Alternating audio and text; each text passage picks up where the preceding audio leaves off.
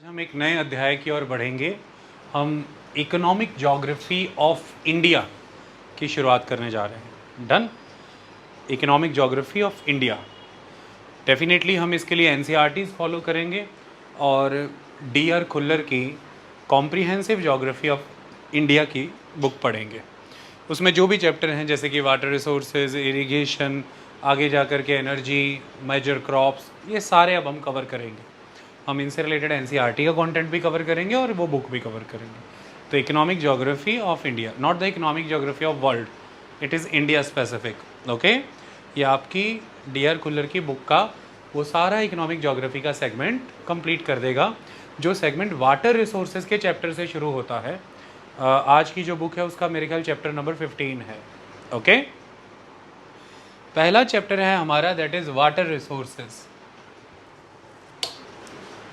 Water resources हम इस पर बात करेंगे, कॉन्सेप्चुअली इन्हें समझेंगे। अभी एनसीईआरटी के वाया, फिर खुल्लर के वाया। सबसे पहला सवाल उठता है कि रिसोर्स क्या होते हैं, इस पे चर्चा करनी ज़रूरी है। हिंदी में शब्द है संसाधन क्या होते हैं, रिसोर्सेज क्या होते हैं। चलो अभी डिस्कशन करते हैं क्या होते हैं। थोड़ी देर के लिए अगर मैं आपसे पूछूं कि मान लीजिए ये मार्कर मेरे हाथ में ना होता और ये बोर्ड ना होता, मार्कर मैंने इंक की बात कर रहा हूँ और इस टूल की जिसकी वजह से लिख पा रहा हूँ, और ये बोर्ड ना होता, तो हवा में लिखना तो शायद पॉसिबल नहीं हो पाता। मैं हवा में लिख नहीं पाता, और जब मैं लिख नहीं पाता तो शायद आपको समझने में भी प्रॉब्लम आती। मान लीजिए मैंने यहाँ नहीं लिखा पर कहीं ना कहीं तो लिखा होगा, आप मेरे लेक्चर से उसे सुनेंगे और बुक में जाके पढ़ लेंगे। सपोज़ कीजिए कि बुक ना होती, जिन पेजेस से वो बुक बनी है वो पेजेस ना होते, वो इंक ना होती, तो बुक में ना लिखा होता तो आप वहाँ से भी ना पढ़ पाते। मतलब आप पढ़ नहीं पाते, ये गारंटी है, सुन पाते। जो नॉलेज है वो लर्निंग पर बेस्ड होती और वो लर्निंग लिसनिंग पर बेस्ड होती, सुनने। लंबे समय तक हमने वेदों को ऐसे ही सुना है। लगभग 1500 बीसी से 500 बीसी तक जो वैदिक नॉलेज है वो गुरु से शिष्यों तक सिर्फ और सिर्फ सुनकर ही आगे बढ़ी थी। इसलिए वेदों को हम श्रुतियाँ भी कहते हैं। श्रुति सुनना, श्रवण करना, इसलिए वो इतने रिदमिक हैं, जो मंत्रास हैं, ताकि वो लंबे समय तक याद रह सकें। लेकिन फिर पहली बार एग्जिस्टेंस में स्क्रिप्ट आई, स्क्रिप्ट को हमने यूटिलाइज़ किया, फिर हमने लिखने की आर्ट डेवलप की और हमने वेदों को कलमबद्ध किया। हमने लिखा और मैन्यूस्क्रिप्ट्स डेवलप हुई, पांडुलिपियाँ, हस्तलिखित वेद एग्जिस्टेंस में आए। अब वेद तो आ गए हैं 1500 बीसी में, लिखे जा रहे हैं 1000 साल बाद। उसके बाद नॉलेज बहुत तेज़ी से फैली, तो स्क्रिप्ट ने आने के बाद नॉलेज को एक रेवोल्यूशन क्रिएट किया, बहुत फास्ट स्प्रेड हुआ। तो जब नॉलेज पोजेस करके, when you are possessing the knowledge, आप अपनी सोशल पोजीशनिंग बेटर कर सकते हो, अपने लाइफ के लार्जर पर्पस को आइडेंटिफाई कर सकते हो, उसे सर्व कर सकते हो, आप अपनी इकोनॉमिक पॉलिटिकल कंडीशन बेटर कर सकते हो।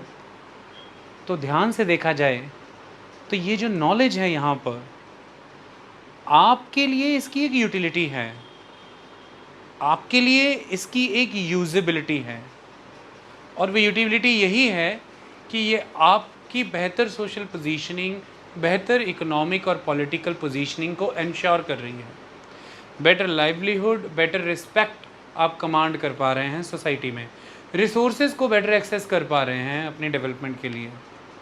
तो that is a knowledge having some value for you, having some utility for you, having some usability for you. तो ऐसे में जिस नॉलेज में ये वर्थ है, उस नॉलेज को ज़्यादा से ज़्यादा लोगों तक ले जाने वाले जो पाथवेज़ हैं और जो टूल्स हैं, उनमें भी तो एक वर्थ होगी। जैसे कि पेपर, जैसे कि पेन, इंक, क्योंकि उनकी मदद से नॉलेज ज़्यादा लोगों तक पहुंची, नॉलेज बेटर मैनर में शोकेस की जा सकी और लोगों ने रिसीव भी बेहतर मैनर में की।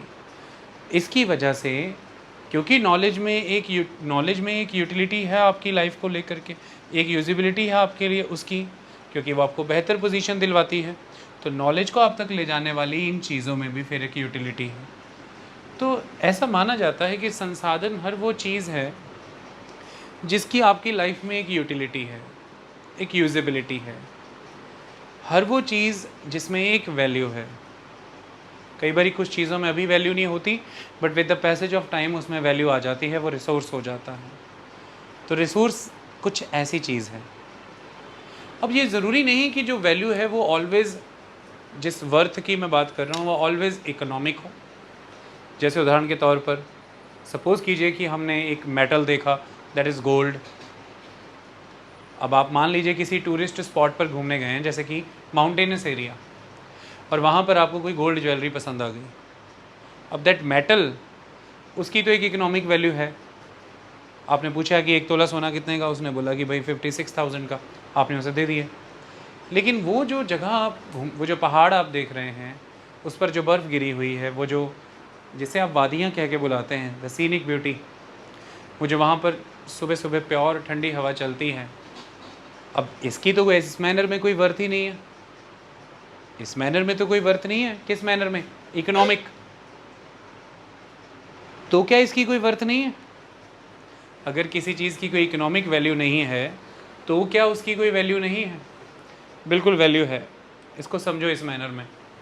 चलो थोड़ी देर के लिए मैं आपसे कहता हूँ, सपोज़ कर लीजिए कि एक स्टेट है हिमाचल प्रदेश, और उस हिमाचल प्रदेश में मान लीजिए हिमालय नहीं है। ठीक है, बलराज गए हो कभी घूमने हिमाचल? कौन से पहाड़ी स्टेट में घूमने गए हो कभी? ठीक है, सो मान लो कि पहाड़ ही ख़त्म कर दिया हमने। अब हिमाचल में क्या देखने जाओगे बताओ? शायद कुछ भी नहीं बचेगा ऐसा। हाँ, कल्चर कस्टम वहाँ रहेगा, बट वो भी तो पहाड़ों पे डिपेंडेंट था। आपने पहाड़ ही ख़त्म कर दिया। तो हिमाचल गवर्नमेंट से पूछो, हिमाचल में काम कर रहे हर बिजनेस हाउस से पूछो, हर होटेलियर से पूछो, हर रेस्टोरेंट मालिक से पूछो, कैब और टैक्सी वालों से पूछो कि उन हिमालय पर्वतों में कितनी वैल्यू है, वो तुम्हें बताएंगे। फिर क्यों हिमाचल में वो जो टूरिज़्म इंडस्ट्री डेवलप हो रही है, वो टूरिज़्म इंडस्ट्री है, द वर्ड इज़ इंडस्ट्री। तो वो टूरिज़्म इंडस्ट्री कितने लोगों को रोज़गार दे रही है, लाइवलीहुड। और वो लाइवलीहुड किस वजह से मिल रहा है?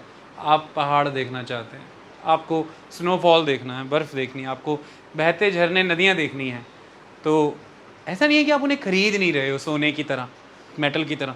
स्टिल उनमें एक वैल्यू है, और वो वैल्यू रिफ्लेक्ट हो रही है इनडायरेक्टली मनी की फॉर्म में, क्योंकि जो साधन वहाँ तक आपको ले जा रहे हैं उनको तो कमाई हो रही है ना। थोड़ी देर के लिए मैं इसे ख़त्म कर दूँ अगर, तो क्या वहाँ पे वो रोज़गार रहेगा? नहीं रहेगा, बदल जाएगा। फिर उन्हीं पर्वतों से प्रभावित होकर वहाँ का एक लाइफस्टाइल है, और वो लाइफस्टाइल वहाँ के कल्चर का हिस्सा है। आप उस कल्चर को भी तो वहाँ जाके एक्सपीरियंस कर रहे हो, इससे भी तो एक वैल्यू क्रिएट होती है। सो इस तरह से कई बार ऐसे होता है कि कुछ चीज़ों में डायरेक्ट इकोनॉमिक वैल्यू होती है, कई बार उसके इफ़ेक्ट आते हैं इकोनॉमिक वैल्यू की फॉर्म में, बट वो दोनों ही हमारे लिए एक यूटिलिटी रखते हैं, दोनों ही हमारे लिए यूजेबिलिटी रखते हैं, हमारे लिए वो रिसोर्स हैं। Both are the resources. Okay. और फिर दूसरी बात, पहाड़ रिसोर्सेज सिर्फ मान लीजिए इसलिए भी नहीं है कि आप उन्हें देखने जा रहे हैं एज अ सीनिक ब्यूटी। वो बड़े रिसोर्सेज हैं क्योंकि उन्हीं पहाड़ों से पेरेनियल रिवर्स फ्लो कर रही हैं।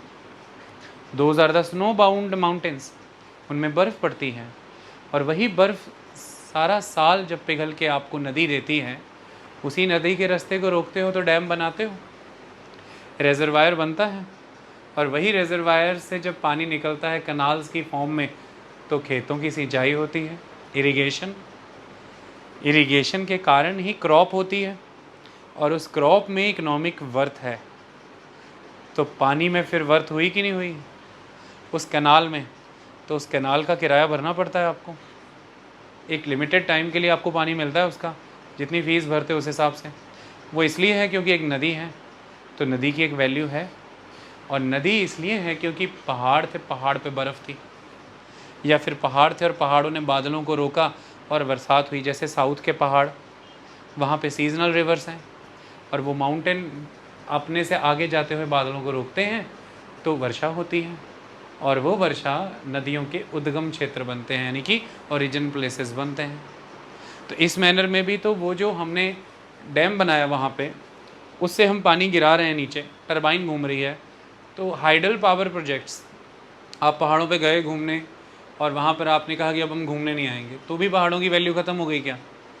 वो जो हाइडल पावर प्रोजेक्ट्स वहाँ लग रहे हैं, जो बिजली पैदा कर रहे हैं, तो पहाड़ों से नदियाँ गिर रही हैं तभी बिजली पैदा हो रही है, और वो बिजली आप नहीं यूज़ कर रहे क्या? तो थोड़ी देर के लिए पहाड़ नहीं है तो नदी भी नहीं है, और पहाड़ नहीं है तो उतनी ऊंचाई भी नहीं है, तो फिर अल्टीमेटली कोई बिजली भी नहीं है, कोई एनर्जी की फॉर्म नहीं है। तो इस तरह से there are many type of different resources. हर रोज़ आप जो व्हीकल यूज़ कर रहे हो अपने लिए, जो कॉपी पेन इस्तेमाल कर रहे हो अपने लिए, जो गैस सिलेंडर आप घर में इस्तेमाल कर रहे हैं, ये सभी चीज़ों की एक यूजेबिलिटी है आपके लिए, यूटिलिटी है आपके लिए। ये सभी की सभी चीज़ों में एक वैल्यू है, एक वर्थ है। ये सभी रिसोर्सेज हैं। Okay, they all are resources.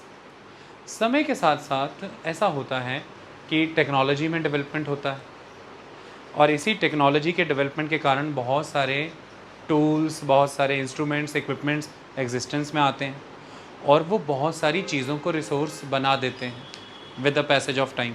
जो चीज़ें रिसोर्स नहीं भी होती, एक समय के बाद रिसोर्स बन सकती हैं। जैसे उदाहरण के तौर पर हो सकता है आपकी दादी, आपकी नानी के घरेलू जो नुस्खे हैं, remedial measures for the diseases, वो अभी उनमें कोई इकोनॉमिक वर्थ नहीं है, बट समय आगे बढ़ा, गवर्नमेंट ने उस डाटा को कलेक्ट किया, उसे रिकॉर्ड किया, और पता लगा कि आपकी कम्युनिटी के लोगों को उस टेक्नोलॉजी का या उस फार्मूला का पेटेंट मिल गया। तो वो फार्मूला अब आप कमांड करते हैं, और उस पेटेंट के तहत आपका एक्सक्लूसिव राइट है उस फार्मूला पे। तो जो भी उस फार्मूला को यूज़ करके अब कोई मेडिसिन बना रहा है, वो आपको रॉयल्टी पे करेगा। हो गया आपका वो नॉलेज आज की डेट में रिसोर्स, पहले नहीं भी था बट अब वो हो गया। तो समय के साथ साथ आप रियलाइज़ करेंगे कि एक बड़ा रिसोर्स तो ह्यूमन खुद है। Human in it self is a resource. तो हम ह्यूमन रिसोर्स वर्ड यूज़ करते हैं, क्यों है ह्यूमन रिसोर्स? देखो, ह्यूमन जो भी आइडियाज़ डेवलप करता है, द आइडियाज़, ह्यूमन जो भी इन्वेंशंस करता है, जो भी डिस्कवरीज़ करता है, यही आइडियाज़, यही इन्वेंशंस, यही डिस्कवरीज़ तो आगे जा कर के कई और इन्वेंशंस और कई और डिस्कवरीज़ का भी आधार बनती हैं, पहला। और दूसरा, इन्हीं आइडियाज़, इन्हीं इन्वेंशंस और डिस्कवरीज़ के दम पर ही तो नए नए तरह के टूल्स, इक्विपमेंट्स, अप्रेटिसेस एग्जिस्टेंस में आते हैं, नई तरह की इकोनॉमी एग्जिस्टेंस में आती है।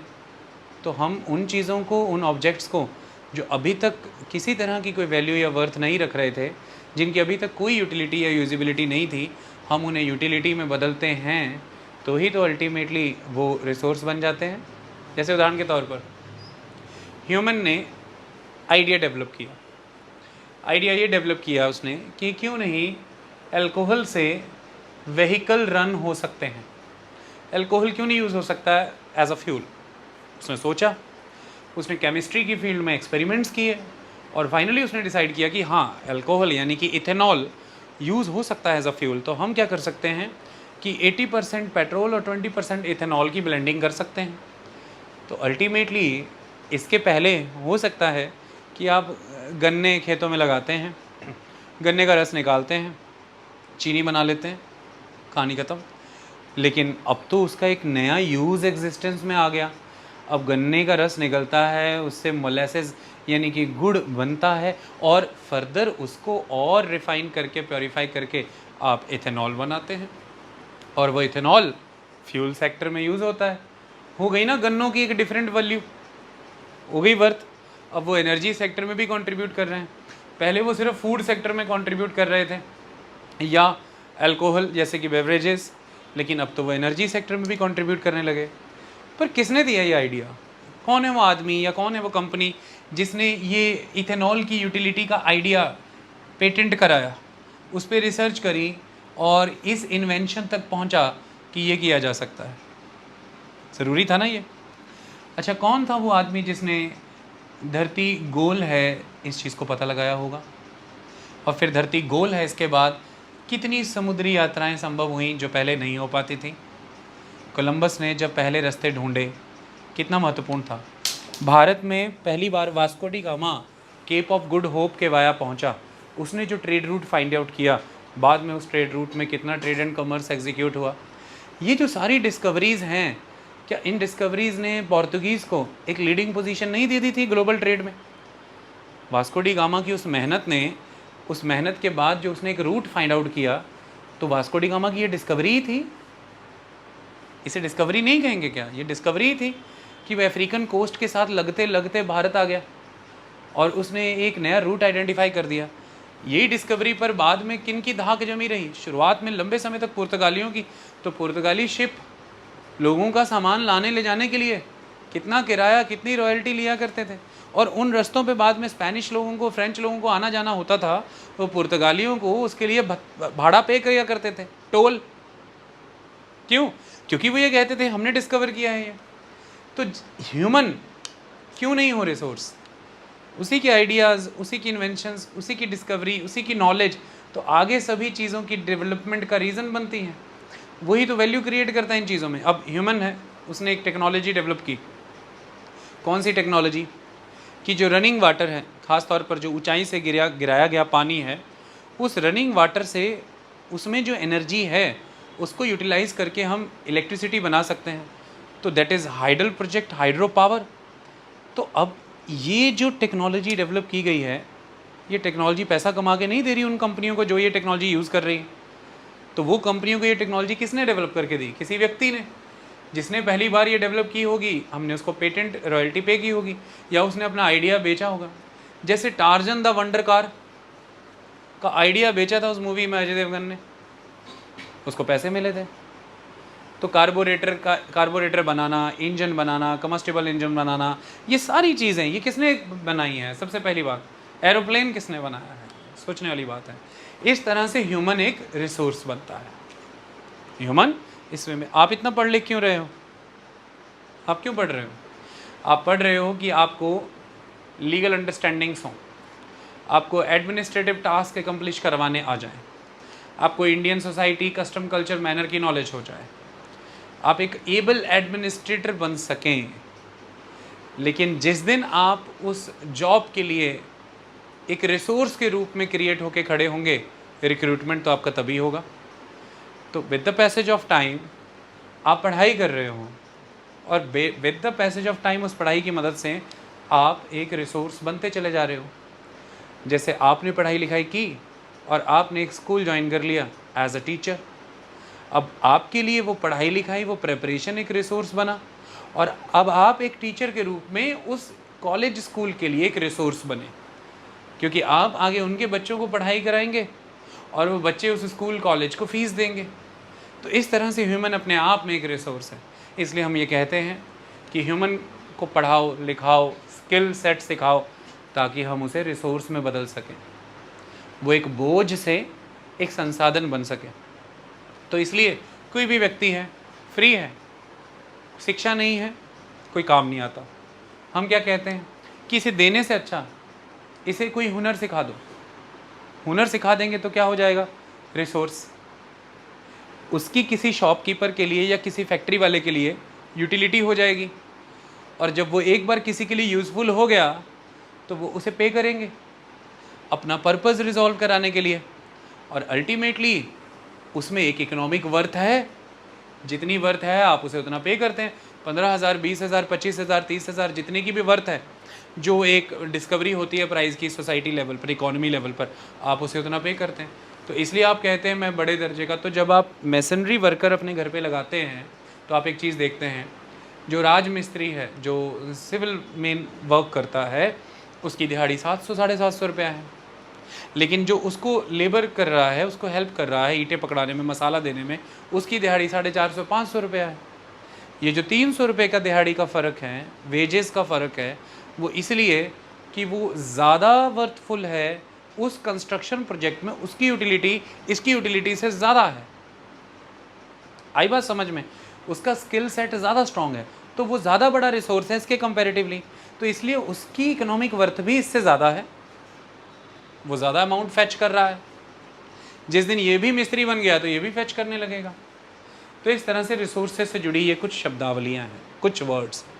एक तो रिसोर्स वो है जिसकी एक यूटिलिटी होती है, एक यूजेबिलिटी होती है। रिसोर्स वो होता है जिसमें एक वर्थ होती है, एक वैल्यू होती है। कुछ चीज़ें एक समय में रिसोर्स ना हो लेकिन समय के साथ वो रिसोर्स हो जाती हैं।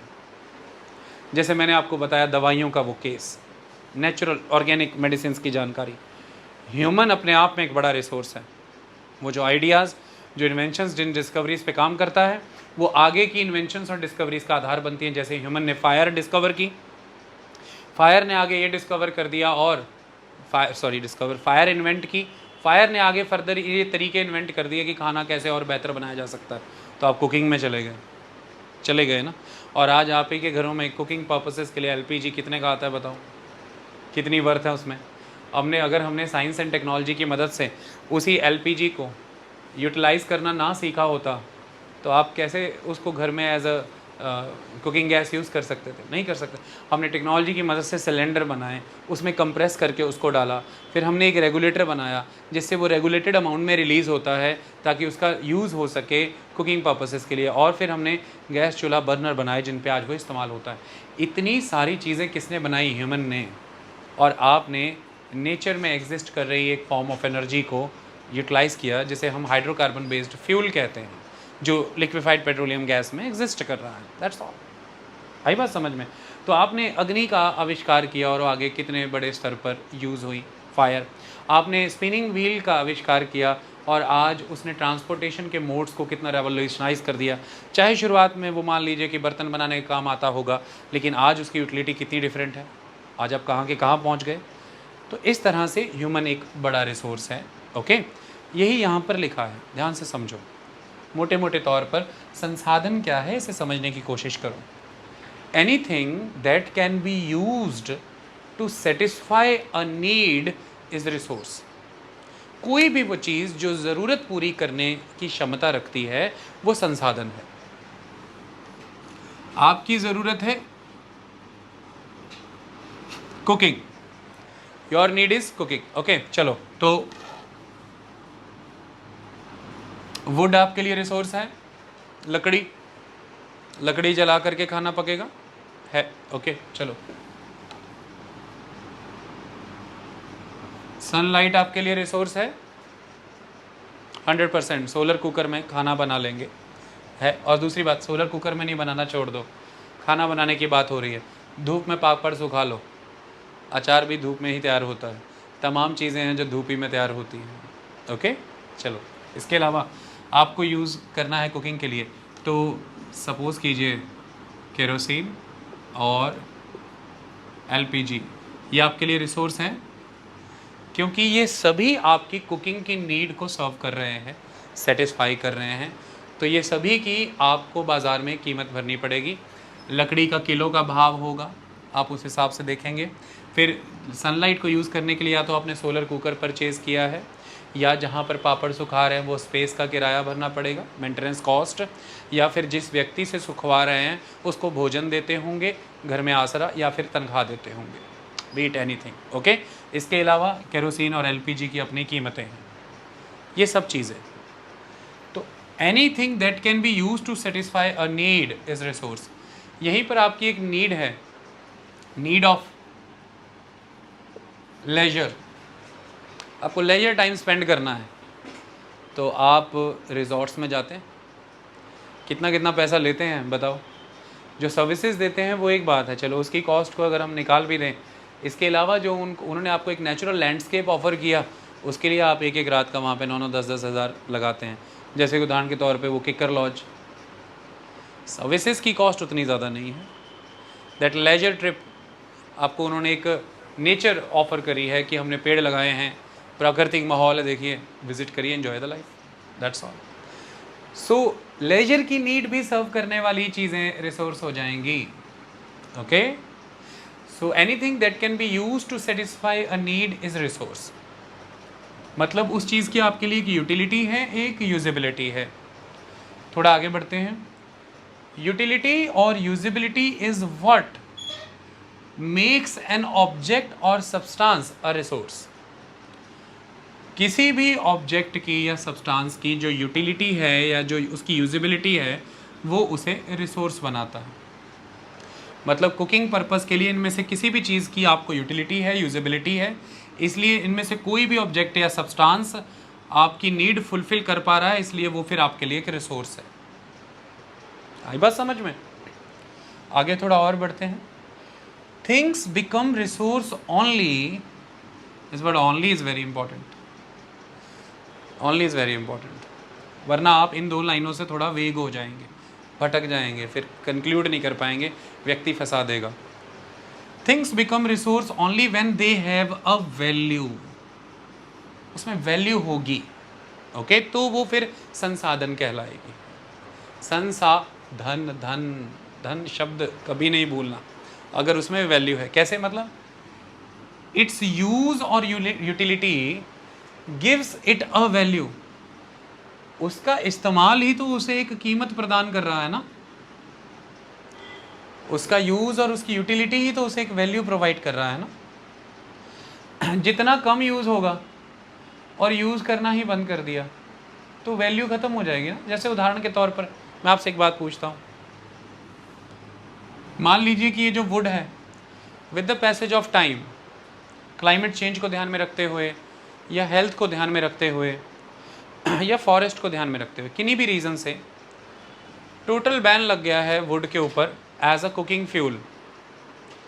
आप वुड को यूज़ ही नहीं कर सकते लाइट के पर्पज़ के लिए, कुकिंग के पर्पज़ के लिए, बीट एनीथिंग। तो अब मुझे आप बताइए, जब आप वुड को यूज़ ही नहीं कर रहे, पहले तो बैन लगा दिया गया है, और दूसरी कंडीशन है कि उसको बहुत ही सस्ते और क्लीन और कन्वीनियंट फ्यूल्स ने रिप्लेस कर दिया है, और दैट इज सपोज कीजिए कि एलपीजी। तो मुझे बताइए कि फिर धीरे धीरे ये वुड अपनी वैल्यू लूज़ करेगी कि नहीं फॉर कुकिंग ओनली। मैं फर्नीचर के लिए या किसी पर्पज़, मतलब सपोज़ करो एक प्लेनेट है जिस प्लेनेट पे ह्यूमन को वुड का एक ही यूज़ करना आता है और वो है फॉर द फ्यूल, और कोई यूज़ करना नहीं आता। समझ आ गई बात? और फ्यूल का यूज़ करने के लिए एक तो प्रतिबंध लगा दी गए हैं, दूसरे हमारे पास अल्टरनेटिव वायबल ऑप्शंस आ चुके हैं जो सस्ते हैं, कन्वीनियंट हैं, क्लीन हैं, अच्छे हैं, इको फ्रेंडली हैं, हम उन्हें यूज़ कर रहे हैं। तो ये वुड अपनी वैल्यू लूज़ कर जाएगी कि नहीं? तो क्या अब ये आपके लिए रिसोर्स है फिर? क्यों नहीं? अब ये रिसोर्स, ये वैल्यू लूज़ कर गई। अच्छा, वैल्यू क्यों लूज़ कर गई? क्योंकि ये जो ऑब्जेक्ट और सब्सटेंस है, अब इसकी आपके लिए यूटिलिटी और यूजिबिलिटी नहीं है फॉर द कुकिंग पर्पस, इसलिए आपकी कुकिंग की नीड को अभी ये सर्व नहीं कर रहा, तो वैल्यू लूज कर गया। उदाहरण के तौर पर मैं आपके सामने एक एक्टिवा खड़ी करता हूँ और मैं आपके सामने एक लूना खड़ी करता हूँ पैडल मारने वाली। एक्टिवा पे दो लोग आराम से बैठेंगे, लूना पे मुश्किल है। लूना में ऑलवेज आपको थोड़ी थोड़ी देर बाद पैडल मारते रहना है। Speed range 35-40 kilometre per hour. Efficiency भी एक्टिवा से बड़ी कम है, फ्यूल एफिशिएंसी। आज सड़कों पे कितनी लूना है मुझे बताइए? Tell me any single Luna जो देखी हो आपने, कहीं देखी हो, कहीं बिक रही है? या आप कहते हैं मेरा सपना है लूना लेनी है, ऐसा कुछ कहते हो? लूना मने लूनाटिक, ठीक है? तो लूना लेते हो? नहीं लेते हो ना? क्यों? With the passage of time उसकी यूटिलिटी, यूजेबिलिटी हमारे लिए ख़त्म हो गई। सपोज एक्टिवा ने उसे रिप्लेस कर दिया, तो ऐसे में आज उस लूना की जगह कबाड़ खानों में है, जबकि पहले जिस घर में लूना थी, लोगों की उस घर में लाइन और आना जाना लगा रहता था, क्योंकि उन्हें होता था कि कभी भी इनकी लूना की ज़रूरत पड़ जाएगी अपने बच्चे को अस्पताल ले जाने के लिए या दूसरे गांव जाने के लिए। तो जिस आदमी के पास लूना होती थी उसकी पूरी चढ़ाई होती थी, बहुत ज़्यादा वैल्यू अटैच्ड थी उसके साथ, क्योंकि वो बड़े पर्पज़ और बड़ी यूटिलिटी को सर्व कर रही थी पूरे गांव के लोगों की, इसलिए उसकी वर्थ ही बहुत थी, इसलिए उस आदमी की वर्थ बहुत थी जिसके पास वो थी।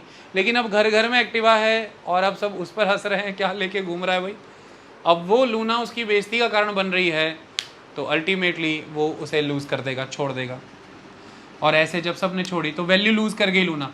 अब भी मार्केट में वो 40-50 में बिक पाएगी? नहीं बिक पाएगी। ख़त्म कहानी।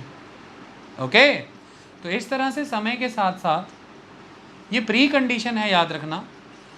कोई भी चीज़ रिसोर्स तब है, देखो ये तो बातें हैं कि उसकी एक यूटिलिटी होनी चाहिए भाई, उसकी एक यूटिलिटी होनी चाहिए, वो हमारी नीड्स को सेटिस्फाई करना आना चाहिए। क्योंकि आप समझे नहीं, वैल्यू का जन्म ही तो तब होता है, कोई वो चीज़ है जो हमारी यूटिलिटी नहीं सर्व कर रही है, हमारी नीड्स को सेटिस्फाई नहीं कर पा रही है, तुम डाल के बैठ जाओ उसमें वैल्यू, फिर देखना वो वैल्यू मेंटेन हो पाती है। डालो वैल्यू, डालो, कोई चीज़ की मार्केट डिमांड है नहीं, वैल्यू डालो, चलो there is no market demand, do try to put value into that, there will be no value, it will be bogus value. या तो उसे अपने पास ही इन्वेंट्री में मेंटेन करो, या वो भंगार में जाएगी, अब बाद में बैठे रहोगे। तो इसीलिए हमारी गाड़ियाँ समय के साथ पुरानी हो रही हैं। तो डेप्रिशिएशन क्या, किस बात की हो रही है? वैल्यू डेप्रिशिएट हो रही है ना भाई। क्यों हो रही है? नए मॉडल्स, नई टेक्नोलॉजी, नई फ्यूल एफिशिएंट व्हीकल्स आते चले जा रहे हैं, तो with the passage of time हमारी की वैल्यू। और अभी भी मैं 3 लाख रुपए की गाड़ी है मेरे पास 2011 मॉडल की, और मैं अभी भी कह रहा हूँ 8 लाख में दूंगा, कोई देखेगा तक नहीं उस ऐड को, कोई भी नहीं देखेगा। ओके, सो ये मेन कहानी है कि किसी चीज़ की आज के समय में आपके लिए क्या यूटिलिटी है, क्या यूजेबिलिटी है, वो आपकी नीड्स को किस लेवल पे सर्व कर रहा है। वैल्यू भी तो अल्टीमेटली वहीं से डिराइव हो रही है ना, तो इसलिए रिसोर्स में वैल्यू होना बहुत ज़रूरी है। So the things become resource only when they have value, its use और utility gives it value. All resources have some value, सबकी अलग अलग कुछ ना कुछ वैल्यू है, और वो अलग अलग रूप में हो सकती है। Okay, all resources have some value, value means worth. तो यहाँ पर वैल्यू को वैल्यू वर्ड से तोलेंगे तो थोड़ा नैरो हो जाएगा, ये उसकी वर्थ है।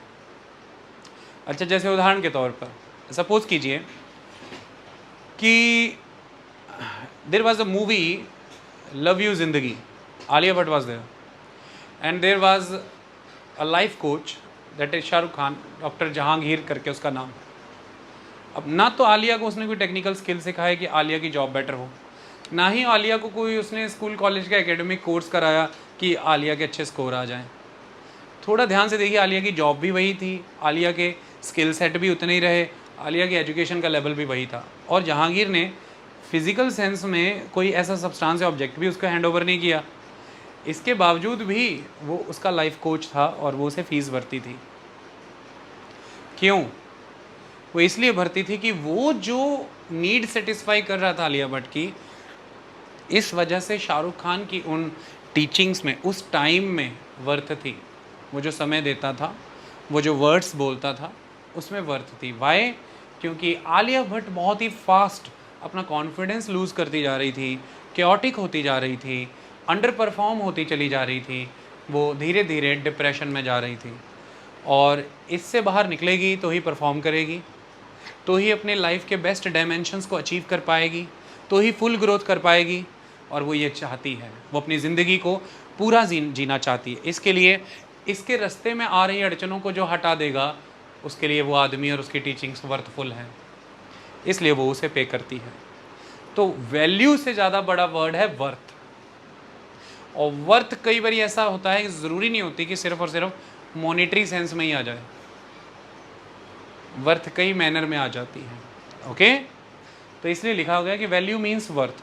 सम resources have economic value, some do not. Like metal की इकोनॉमिक वैल्यू है, बट लैंडस्केप की तो नहीं है, बट फिर भी both are important and satisfy human needs. हो सकता है ये जो लैंडस्केप्स हैं, इन्होंने हमारी लेजर नीड्स को सर्व किया हो, और हो सकता है जो मेटल है, गोल्ड है, इसने हमारी एस्थेटिक नीड्स को फुलफ़िल किया हो। दोनों ने अपनी अपनी, या हमारी फ्यूचर सिक्योरिटी की नीड्स को हमने इन्वेस्ट किया गोल्ड में, या हमारी सोशल स्टेटस की नीड्स को। अदरवाइज़ गोल्ड ना खा सकते हैं, पेट तो भरता नहीं। सोने के आभूषण क्यों पहनते हैं मुझे बताओ? The first aspect is aesthetics को इन्हांस करता है। सेकेंड इंपॉर्टेंट एलिमेंट कि आपकी सोसाइटी में हाई प्राइज्ड चीज़ है, तो आपका एक सोशल स्टेटस बनता है कि this person is earning good और having good position, having good assets. And third one is आपकी फ्यूचर सिक्योरिटी है, it is investment, that's all. अब बहुत सी चीज़ें इससे गोल्ड से तगड़ा एस्थेटिक ब्यूटी को ऐड करती होंगी, लेकिन you know that it is for 2 days only, it is artificial thing. आप उन्हें उतना ज़्यादा कैरी नहीं करना चाहेंगे, और उनके लिए उतना पैसा कोई मांगे तो आप देंगे नहीं। वो उस समय में डायमंड से ज़्यादा खूबसूरत है, और उस पार्टी में कोई गैस नहीं कर पाएगा कि ये डायमंड नहीं है। और 2 दिन की पार्टी है, इसके बाद 100 साल तक पार्टी नहीं होनी है, और आपको कोई कहे कि डायमंड के बराबर की कीमत लूँगा, आप कहेंगे नहीं, नहीं देनी। क्यों? यू नो कि इसकी लाइफ नहीं है, और यू नो ये फर्दर और पर्पस से सर्व नहीं कर रहा। ओके, ना इन्वेस्टमेंट पर्पस का, ना सिक्योरिटी पर्पस का, दैट्स ऑल। तो इस वजह से जो मेटल हमने पहना हुआ है हमारी बहुत सारी नीड्स को सर्व कर रहा है। इसी तरह से जिस लैंडस्केप पे हम गए हैं वो हमारी बहुत सी नीड्स को सर्व कर रहा है। इसी वजह से इन चीज़ों में वैल्यू आ रही है, अदरवाइज़ नहीं आएगी। अब थोड़ी देर के लिए सोचें, प्लेटिनम गोल्ड से भी कम रिएक्टिव है, थोड़ा महंगा भी है, स्टिल आप 10-15 तोले का सेट बना रहे हो, प्लेटिनम का नहीं बनाओगे, क्योंकि हमारी कल्चर जो है, इंडियन कल्चर, इसमें the yellow colour is the symbol of gold and gold is the symbol of prosperity.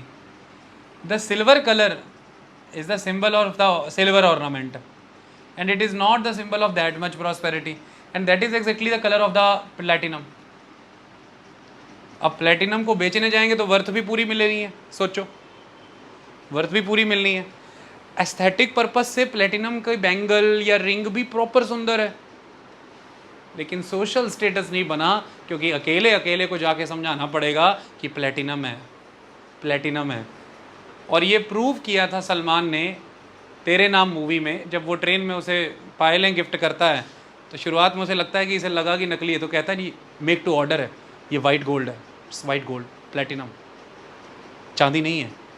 ये सीन है मूवी में, लिटरली उसे समझाता है कि सोने की है पकड़, तेरे को गलती लग रही होगी कि चांदी की है। ओके, सो देखिए, एस्थेटिक पर्पस नहीं सर्व हो रहा, इन्वेस्टमेंट पर्पस सर्व हो गया, सॉरी एस्थेटिक कह रहा हूँ, सोशल पर्पस, इन्वेस्टमेंट सर्व हो गया, समवट एस्थेटिक भी सर्व हो गया, बट सोशली लोग रिकॉग्नाइज नहीं कर रहे उसे, इसलिए आप नहीं पहनेंगे।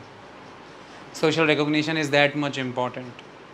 सो ये तो कितने तरह की नीड्स हैं फिर, ह्यूमन नीड्स, सोने का सेट और प्लेटिनम का सेट।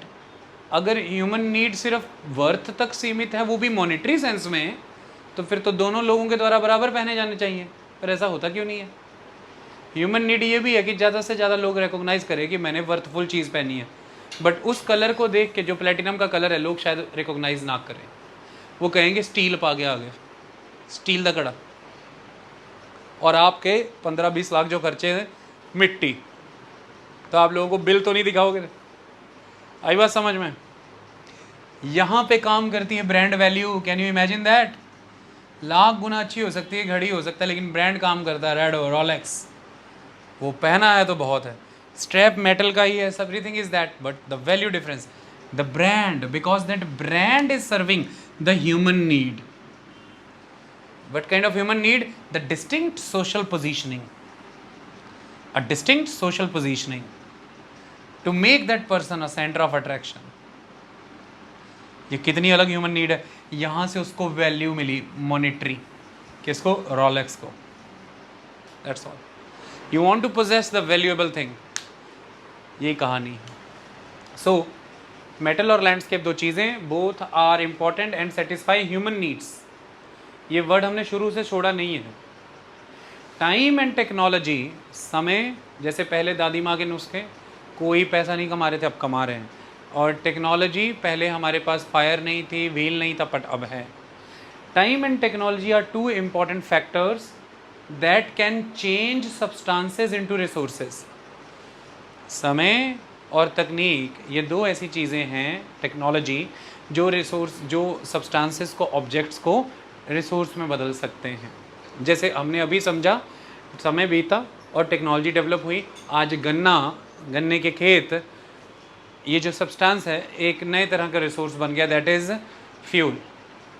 ये टेक्नोलॉजी के पहले नहीं हो सकता था, इसके पहले ये पॉसिबल था नहीं, आज की डेट में वो पॉसिबल है। ओके, तो that is the concept. Both are related to the needs of people. समय और टेक्नोलॉजी, ये दोनों के दोनों फैक्टर लोगों की ज़रूरतों से जुड़े हुए हैं। टेक्नोलॉजी क्यों डेवलप करते हैं आप? तो आप क्यों कहते हैं आवश्यकता ही आविष्कार की जननी है? आवश्यकता ही आविष्कार की जननी है। आवश्यकता किसकी होती है? इंसान की। ज़रूरतें किसकी होती हैं? इंसान की। इंसान को ज़रूरत महसूस हुई कि मुझे जल्दी ट्रैवल करना है कम समय में, तो उसके लिए क्या आना शुरू हुआ? बड़े बड़े शिप। इंसान को ज़रूरत महसूस हुई कि इससे भी जल्दी करना है, ट्रेन। इंसान को ज़रूरत महसूस हुई कि door to door fast travel करना है, ऑटोमोबाइल्स, व्हीकल। इंसान को ज़रूरत महसूस हुई कि बहुत कम समय में ट्रैवल करना है, एरोप्लेन। इंसान की ज़रूरतें ही हैं ना जो इन टेक्नोलॉजीज़ को जन्म दे रही हैं। और समय के साथ मनुष्य का कल्चरल डेवलपमेंट समय से जुड़ा हुआ है ना। So that's why time and technology, ये दोनों फैक्टर जो किसी भी ऑब्जेक्ट और सब्सटेंस को रिसोर्स बना सकते हैं, ये दोनों फैक्टर एसोसिएटेड हैं लोगों से। लोग किस समय में खड़े हैं, वो एंशिएंट पीरियड के लोग हैं, मिडिवल पीरियड के लोग हैं या मॉडर्न पीरियड के लोग हैं, इससे पता लगता है कि उनका टेक्नोलॉजिकल एडवांसमेंट का लेवल क्या होगा। क्योंकि with the passage of time cultural developments होती हैं और टेक्नोलॉजिकल डेवलपमेंट उसी कल्चरल डेवलपमेंट का ही एक हिस्सा है कि नहीं? आपके सराउंडिंग में जो भी है, what ever you have in your surrounding, आप उसको बेहतर प्रयोग करके अपने जीवन के बेहतर करने के लिए जो भी जानकारियाँ एकत्रित करते हैं वो सब विज्ञान है, साइंस है। जो भी जानकारियाँ एकत्रित करते हैं वो सब साइंस है। और अल्टीमेटली साइंस की इसी नॉलेज को यूटिलाइज करके जो भी टूल्स बनते हैं, जो भी पाथवेज बनते हैं जिनसे आप इन सराउंडिंग्स को, इन फाइंडिंग्स को यूज़ कर सकें, वो सब टेक्नोलॉजी है। वो सब टेक्नोलॉजी है। आपने सराउंडिंग में अपने सराउंडिंग को बेहतर जाना तो आपने जाना कि क्या बात है, ये बारूद है, ये बारूद है। और फिर अब इस जानकारी को अपने लिए इस्तेमाल करना है, सुरंग खोदने के लिए, है ना, खड्डे खोदने के लिए, या फिर किसी को असॉल्ट करना है या खुद को डिफेंड करना है। अब क्या करें इस जानकारी का? इस जानकारी को इस्तेमाल में लाने के लिए, यूटिलाइज करने के लिए अब कुछ और करना पड़ेगा। तो आपने क्रिएट किए टूल्स, टेक्नोलॉजी एग्जिस्टेंस में आ गई। ओके, सो कुल मिलाकर के the technology and time are two important factors that can change substances into resources, and both are related to the needs of the people, this time and technology. Okay, people themselves are the most important resources because their ideas, knowledge, inventions and discoveries that lead to creation of more resources. इसलिए लोग अपने आप में भी resources हैं, क्योंकि समय बदलने के साथ कौन बदला? लोग बदले, उनकी सोच बदली। समय बदलने के साथ कौन बदला? टेक्नोलॉजी बदली, क्योंकि लोग बदले, उनकी सोच बदली। और इसी बदले हुए समय में, इसी बदली हुई टेक्नोलॉजी ने बहुत से ऑब्जेक्ट और सब्सटेंसेस को आज रिसोर्स बना दिया जो नहीं था। जैसे उदाहरण के तौर पर ये नदियाँ पहले भी थी, ये झरने पहले भी बहते थे, सब था। तो मुझे बताइए, एंशिएंट और मिडिवल पीरियड के दौरान इन बहते हुए झरनों से, इन नदियों से बिजली किस साम्राज्य ने बनाई? तो बताइए मुझे। किसी ने नहीं बनाई। इलेक्ट्रिसिटी किसी ने नहीं डेवलप की। हाँ, नदी के बहते हुए बहाव से जो ऊर्जा बनती है उसका यूज़ किया आपने। जैसे बहती हुई नदी में आपने एक व्हील, टर्निंग व्हील डाल दिया, वो टर्निंग व्हील घूमता है, शाफ्ट घूमती है, और शाफ्ट के घूमने से आगे गरारियाँ घूमती हैं। फिर सीमेंट, रेता, बजरी, ईंटें बिकती हैं, तो ही किताबें, कॉपियाँ पब्लिश होती हैं, बिकती हैं, तो ही टीचर, लेक्चरारों को जॉब मिलती है। मतलब एक किसान के घर में प्रगति आना कितने लोगों के जीवन में आर्थिक प्रगति ले आता है, बताइए। और समाज किसान ही है, फार्मिंग कम्युनिटी ही है डोमिनेटली। तो नेहरू ये मानते थे कि अगर हम एग्रीकल्चर को मॉडर्नाइज कर दें और एग्रीकल्चरल डेवलपमेंट कर दें, रूरल इकोनॉमी प्रोग्रेस कर जाएगी। और रूरल इकोनॉमी प्रोग्रेस कर गई तो ये 100% ट्रांसलेट हो जाएगी इंडस्ट्रियल डेवलपमेंट में, क्योंकि इंडस्ट्री को सबसे पहले रॉ मटेरियल कहाँ से मिलता है? एग्रीकल्चर क्षेत्र से ही मिलता है। अच्छा, मैं आपसे पूछता हूँ, आप टेक्सटाइल इंडस्ट्री लगाना चाहते हैं, रॉ मटेरियल क्या है उसका? कॉटन। कॉटन किधर से आता है? एग्रीकल्चर से। जब तक एग्रीकल्चर में कॉटन की ग्रोथ ही नहीं होगी तो लगा लो टेक्सटाइल इंडस्ट्री, फिर इम्पोर्ट करना पड़ेगा। चलो, आप चीनी बनाते हो, कहाँ से आती है? शुगर केन से। कुछ भी बनाना है भाई, बताओ क्या बनाना चाहते हो, अभी एग्रीकल्चर से निकाल के दे दूँगा, सब कुछ वहीं से आता है।